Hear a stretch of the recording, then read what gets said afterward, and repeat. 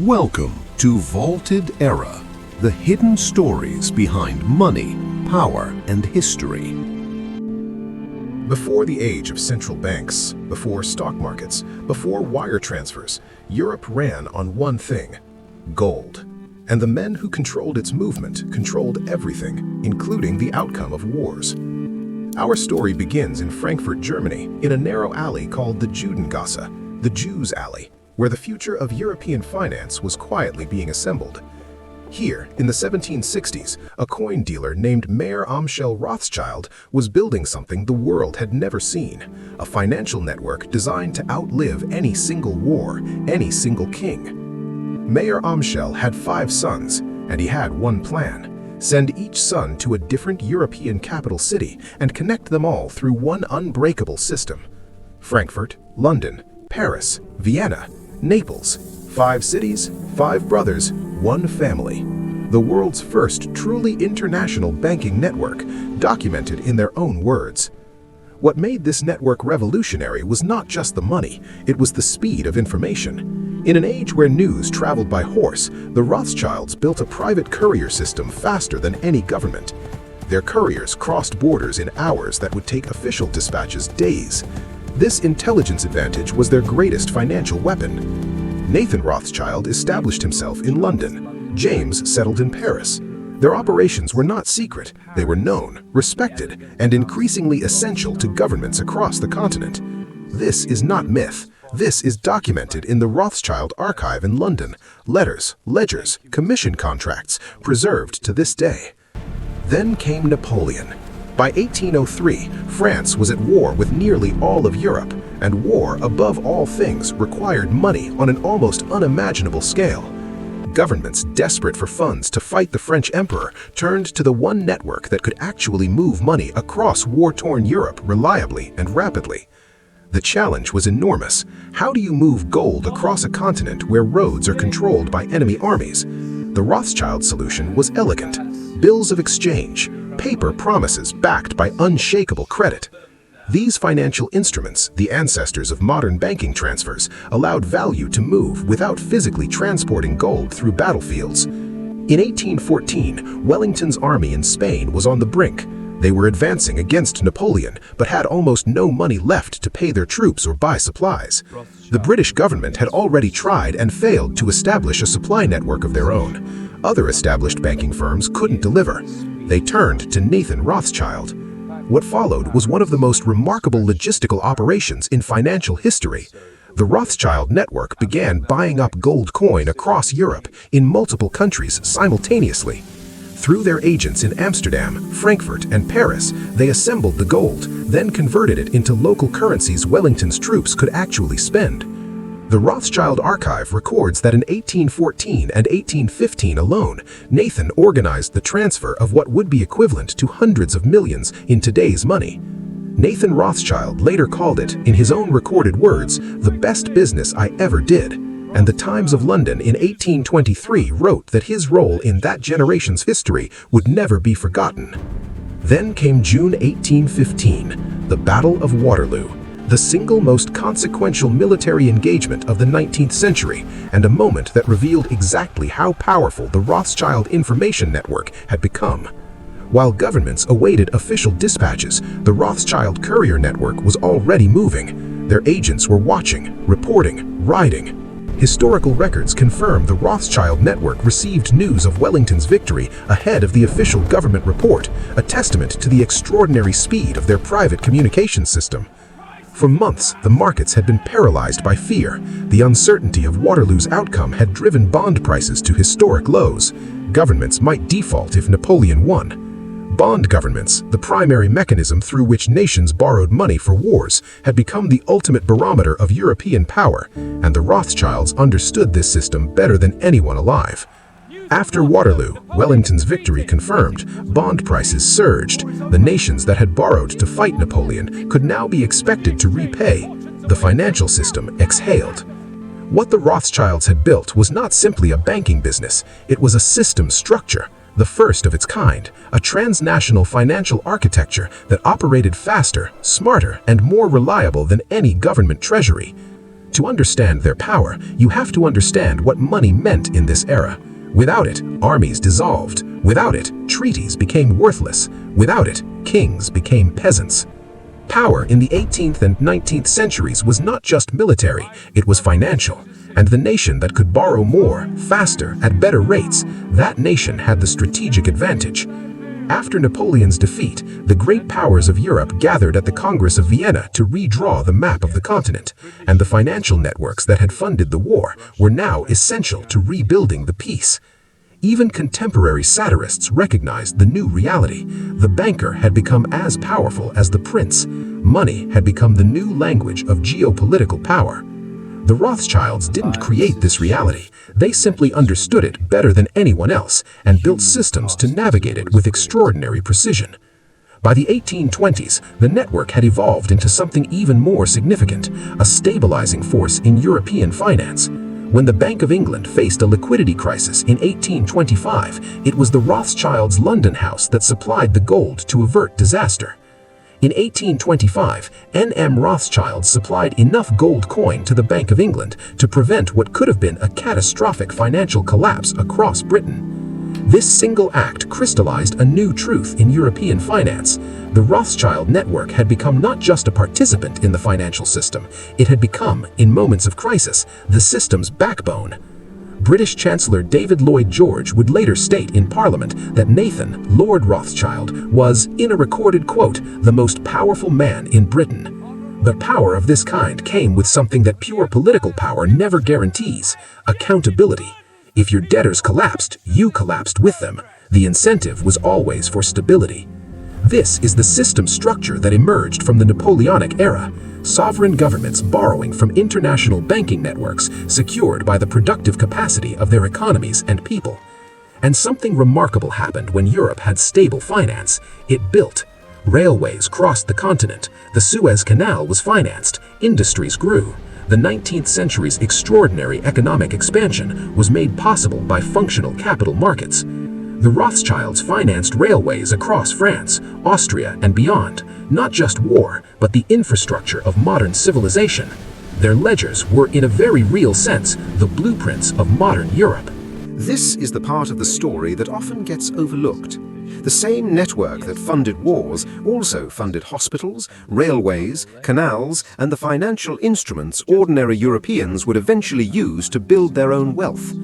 A functioning credit system is not merely about the rich getting richer, it is the invisible infrastructure of civilization itself.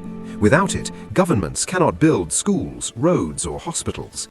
The connection between financial networks and human progress is one of history's most underappreciated relationships. Money, when structured well, is not just power, it is possibility.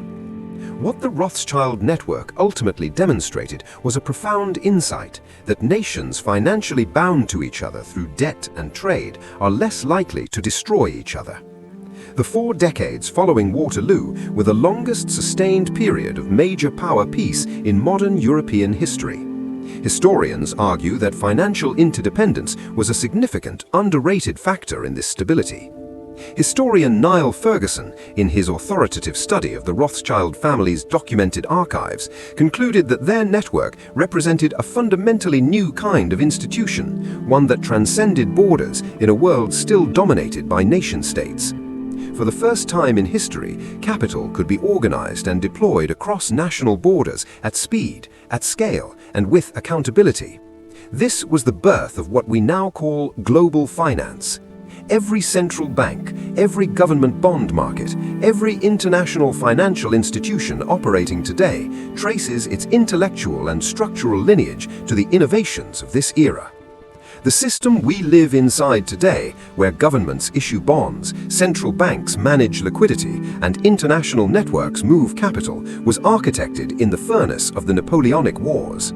The bond you buy in a retirement account today descends directly from the war bonds that funded Waterloo. The system is older than most people realize and far more durable.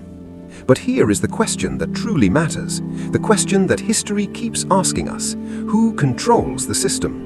Who decides when capital flows and when it stops? In the 19th century, the answer was a small number of interconnected private banking families who had built the only infrastructure capable of moving money across borders efficiently. The Suez Canal, one of the most transformative infrastructure projects in human history, was financed in part through the Rothschild network's ability to raise capital across multiple European governments simultaneously. These were not abstract financial instruments. Every bond represented a physical transformation of the world. Canals dug, railways laid, cities lit, armies equipped. Money, when directed with vision, doesn't just fund war, it builds civilization. The same system that financed destruction also financed the world's most ambitious acts of creation. Consider this. Meyer Amschel Rothschild started in a ghetto where Jewish families were legally forbidden from owning property, forbidden from most trades, forced to pay special taxes merely for existing.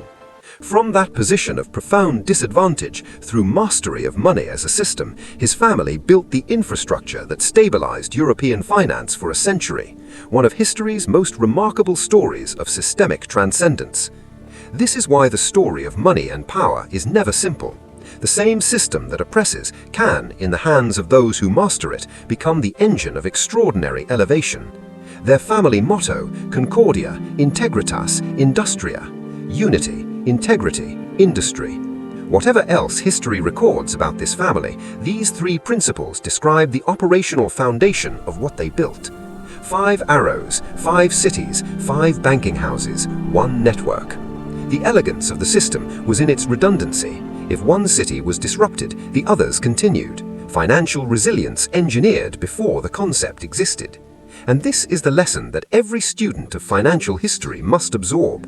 Great financial systems are not built in moments. They are built over generations, through trust, through consistency, through information advantage. Through the 1825 banking crisis, through the railway boom of the 1840s, through the Crimean War, through the financing of the Japanese military against Russia in 1904, £11 million raised through London bond markets.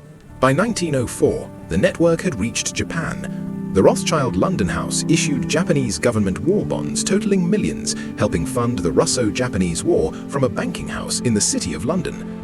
The City of London, the square mile, had become, through this era, the undisputed capital of global finance, and the networks that had funded European wars were now the architecture of the entire global monetary system. By the mid-19th century, the Rothschilds themselves recognized something important. Now that they had vast wealth, war was no longer their friend. Conflict destroyed the bonds they held. They became advocates for stability. This is a structural truth about financial systems. At a certain scale of wealth, the incentive shifts from speculation on conflict to preservation of stability. The architecture of money eventually builds its own argument for peace. This doesn't mean war ended, history proved otherwise, but it means that the financial system that emerged from the Napoleonic era embedded a structural preference for order over chaos, and that mattered. Today, the global financial system moves $7.5 trillion every single day across borders through networks so complex that no single person or family could possibly control them. But the foundational architecture, government bonds, international credit networks, information advantage, currency exchange, was designed in the counting houses of Frankfurt and London 2 centuries ago. When you see a government bond yield today, you are looking at a concept perfected during the Napoleonic Wars. The number changes, the system is the same. The central banks that now manage global monetary policy are the institutionalized descendants of the private networks that once had to improvise. The state eventually absorbed what private genius had first invented. History has a way of formalizing what was once radical. Every institution we now take for granted, the bond market, international credit, currency exchange, was once someone's revolutionary idea. The Rothschild Archive in London preserves over 130,000 items, letters, ledgers, bond agreements, personal correspondence, one of the most complete records of financial history in the world, open to scholars. This is not hidden, it is not secret, it is history, Documented, archived, and accessible, the stories that seem hidden are often simply the ones we haven't been taught to look for. And that is precisely why these stories matter. Understanding how money has moved through history, who built the systems, how they worked, who benefited, is essential literacy for a modern citizen. Every person who participates in a modern economy is, whether they know it or not, operating within a system whose foundations were laid by the financial architects of the 18th and 19th centuries. The network is no longer 5 cities, it is every city, every market, every exchange.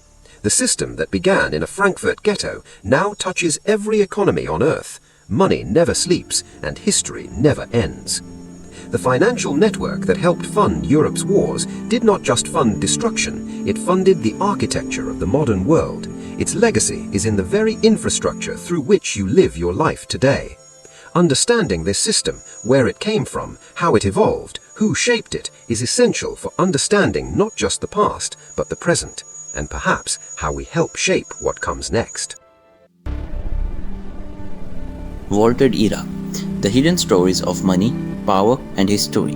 Because the world makes more sense when you understand the financial networks that built it. Subscribe and drop us a comment about a vault you want to explore. Our next vault is on Tesla vs. Morgan, the war that rewired the world. Money, power, and the birth of the electric age. Don't miss it.